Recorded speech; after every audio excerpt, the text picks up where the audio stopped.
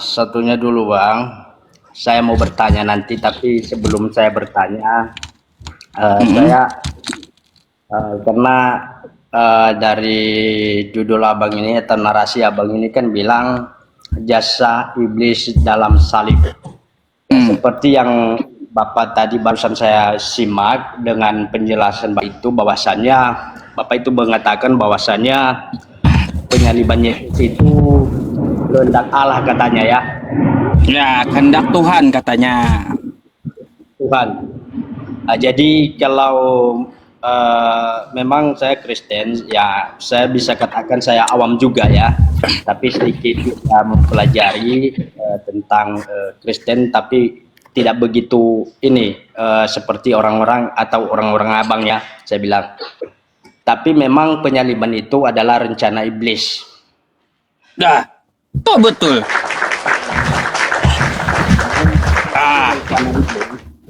Iya. Dalam rencana itu iblis itu tidak pernah berjasa ya dalam penyaliban. Karena kenapa? Ini alasannya kenapa? Tadi yang dibawakan Bapak itu sebenarnya dari Yohanes 3 ayat 16 itu, karena begitu besar kasih Allah akan dunia ini sehingga ia telah mengaruniakan anaknya yang tunggal, supaya setiap orang yang setiap orang yang percaya kepadanya tidak binasa melainkan beroleh hidup yang kekal. Maksudnya Bang, itu memang penyaliban Yesus itu rencana iblis, tetapi itu Bapa di surga atau Tuhan mengizinkan terjadi karena ketaatan Yesus terhadap perintah atau ini pengutusannya sebagai kepada manusia berdosa. Jadi, Bang merokok kena pelanggaran, Bang. Bentar lagi Abang diturunkan oleh Tok nanti. Jadi makanya saya bilang Bang, memang iblis merencanakan penyaliban Yesus itu, tetapi bukan dalam arti penyaliban Yesus itu terjadi iblis itu memiliki jasa ya, memiliki jasa. Saya berikan perumpamaan sama Abang. Contohnya sekarang ini itu terjadi pembakaran gereja, soalnya pembakaran gereja itu datangnya daripada Tuhan atau dari si iblis? Bentar dulu Bang, saya nggak ngerti. Gini, saya mau tanya penjelasan Anda tadi. Coba kalau tanpa rencana iblis, tanpa bisikan iblis, terjadi nggak penyaliban? Tanpa rencana iblis memang penyaliban itu Bang, karena penyaliban itu memang terjadi karena kedatangan Yesus itu tidak disukai oleh para kitab, para ahli-ahli Taurat, karena si iblis ini dia tidak suka dengan kebenaran. Jadi maka baik, yang saya tanyakan sama Anda, tanpa iblis yang saya tanyakan sama yang saya tanyakan sama Anda, tanpa iblis tetap nggak terjadi penyaliban? Gimana jalannya? Ya, tanpa iblis memang tidak terjadi penyaliban, Bang. Karena kalau berarti tidak ada jasanya, iblis, Bang, kalau gitu. Begini, ada jasanya berarti iblis. Begini, aneh juga begini. Abang ini. Abang tahu nggak iblis itu apa dia membawa kebenaran apa tidak benar? Saya tanya dulu sama Abang. Dari logikanya mau dia, Abang. Bang, mau benar atau tidak iblis itu, ya mau benar atau tidak terserah. Yang jelas karena rencana dia, ya ada jasanya dia di dalam penyalipan sehingga terjadi penyalipan. Kalau nggak ada iblis, ya nggak bakalan terjadi itu Bang, penyalipan. Bang, kalau kejahatan itu kan, apakah pernah ada jasanya? Contohnya, ini terjadi pembunuh. Apakah orang pembunuh itu ada jasanya? Melakukan kejahatan, contohnya korupsi. Contohnya Bang, karena Abang bilang kan, itu kan berjasa iblis dalam penyaliban Yesus. Karena tanpa iblis tidak terjadi penyaliban, iya kan? Saya mengerti dengan narasi Abang. Jadi saya tanyakan sama abang, kalau begitu narasi abang saya ikutin begini. Apakah pembakaran gereja itu, yang membakar gereja itu, apakah dia berjasa dalam membakar gereja? Apakah Iblis dia maksudnya. dipenjarakan? Gimana? Enggak. Enggak, apa Abang apa bilang hubungannya gitu? Gak ngerti saya. Iya, gak ngerti, Bang. Ya pura-pura nggak ngerti abang, makanya abang itu kalau memang kurang ini, kan saya kasih jawaban ini. Saya sudah iyakan loh dari pertanyaan abang ini bahwasanya iblis berkehendak atau berencana untuk menyalibkan Yesus. Memang iya benar. Tetapi dalam penyaliban itu ya terjadi itu atas izin Tuhan.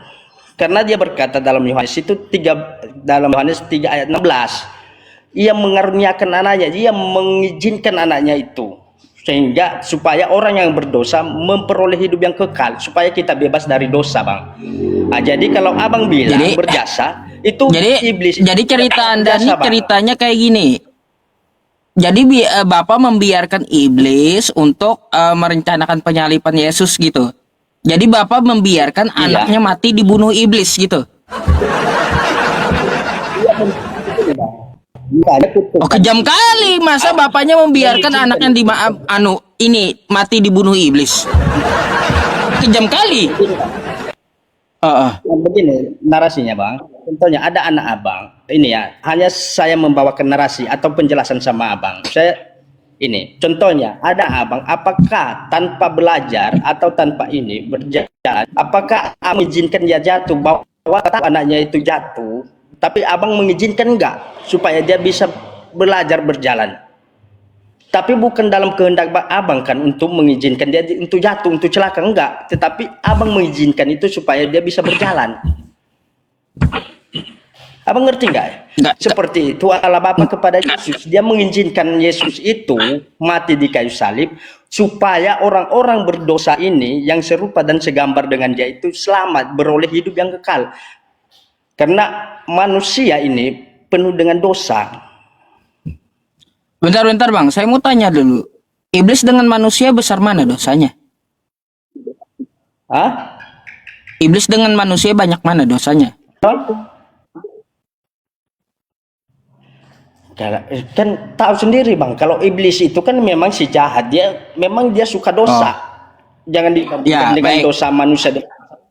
Tahu berarti abang tidak tahu bahwasannya iblis itu orang berdosa, berarti dia suka dosa. Berarti abang nggak tahu. Saya tahu iblis itu sumber dosa, saya tahu. Makanya saya mau tanya sama abang, kan begitu besar kasih Allah atas dunia ini kan gitu ya. Kenapa Tuhan Anda nggak jadi iblis aja gitu? Buat nebus dosa iblis gitu, biar semua tenang. Begini, Bang, karena dia menciptakan manusia itu, dia tidak mau ciptaannya itu rusak. Abang contohnya, abang membuat sesuatu hal, abang ini rusak, apakah abang mengizinkan? Apakah abang mau? Kenapa dia tidak jadi iblis aja agar menebus dosa iblis gitu loh? Kan begitu besar kasihnya terhadap makhluknya. Tapi begini, Bang, mohon maaf ini, saya tidak mau bernarasi seperti abang begitu. Abang aja tidak tahu bahwasanya iblis itu kan sukanya berdosa. Memang iblis itu kan bertentangan dengan Allah. Berarti makanya saya tanya sama Anda, iblis dengan manusia dosanya besar mana? Kata Anda besar iblis, berarti saya tahu iblis itu dosa. Nah makanya saya tanya sama Anda, kenapa Tuhan Anda tidak menjadi iblis aja untuk menebus dosa gitu? Karena kan iblis juga makhluknya. Begini, Bang, iblis itu dengan manusia itu berdosa, tetapi iblis suka dengan dosa. Karena kenapa iblis itu suka dengan dosa? Karena dia telah jatuh dalam dosa, sehingga dia menarik manusia ciptaan Allah itu menjadi jatuh ke dalam dosa sama seperti dia. Jadi makanya abang aja tidak tahu itu bagaimana kita ini. Ya makanya kenapa Kenapa Tuhan tidak menjadi iblis aja untuk menebus dosa iblis? Dari tadi asumsi melulu loh. Iya. Kenapa tidak jadi iblis aja untuk menebus dosa iblis? Ya ngapain ditebus dosa iblis? Karena iblis itu memang sukanya dengan dosa. Karena iblis katanya itu begitu besar. Allah. Ini begitu besar kasih Allah katanya. Kenapa nggak mau? Iblis itu ciptaan. Ya kan ciptaannya kan? Ciptaannya kan? Apakah iblis itu ciptaan? Mana dalilnya, Bang? Kalau iblis itu ciptaan Allah. Oh, berarti di Kristen iblis itu setara dengan Tuhan. Enggak, Bukan saya ciptaan tanyakan, gitu. kalau memang iblis mana dalilnya? Karena Dalilnya kami- di tempat memang saya kami ada. tidak tahu. Nah, ya kami tidak tahu berasal dari mana. Yang penting yang kami kenal bahwasannya iblis itu suka dengan dosa. Tapi kalau masalah ciptaan, kalau abang mengatakan iblis itu diciptakan, berarti dalilnya mana? Ada Al-Kahfi iblis itu 50. diciptakan oleh atau Ada Tuhan? di Al-Quran Mana dalilnya? saya. Dalam Al-Kahfi Ya, mana 50. dalilnya? Ada Mana dalam Quran. dalilnya? Baca. Ada dalam Quran. Yang mana? Ya Bahasa ada. Indonesianya kalau bahasa Arab, iya, Bang. Ya udah saya bukakan ya. Kalau bahasa Arab saya nggak ngerti, tapi bahasa Indonesianya kasih sama saya. Ya, nggak apa-apa. Sabar ya. Iblis itu di tempat kami ciptaan Tuhan. Oh, cipta Tuhan iblis itu. Tapi kalau di tempat kami ya, iblis itu memang hanya kami kenal dia suka dengan dosa. Itu karena dia melawan atau bertentangan dengan Allah. Di kitab kami tidak pernah Tuhan itu menciptakan iblis. Masa Tuhan menciptakan iblis? Masa Tuhan menciptakan ini? Bang, Anda merokok itu kena pelanggaran tuh. Coba perhatikan layar Anda. Kena pelanggaran kan? Enggak, masa kalau ada di kitab Abang berarti Tuhan Bang, itu perhatikan suka layar dengan- Anda. Perhatikan layar Anda. Itu Anda kena pelanggaran kan? Kena pelanggaran nggak itu Anda? Itu suka dengan dosa gitu ya. Bang, Dia Anda menciptakan kena iblis pelanggaran itu nggak itu, Bang? Abang. Anda kena pelanggaran kan itu? Ya, saya kurang tahu juga. Makanya Anda turun Jadi dulu, begini- naik lagi ya, naik lagi.